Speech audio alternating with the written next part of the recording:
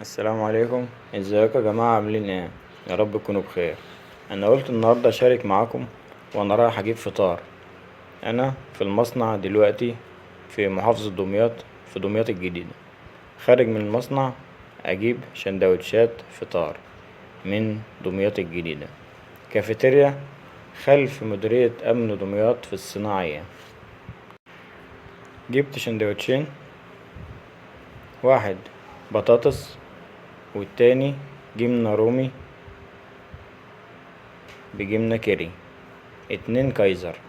دي البطاطس ودي شندوتش الجبنة الرومي، 2 كايزر بيتعملوا على السخان.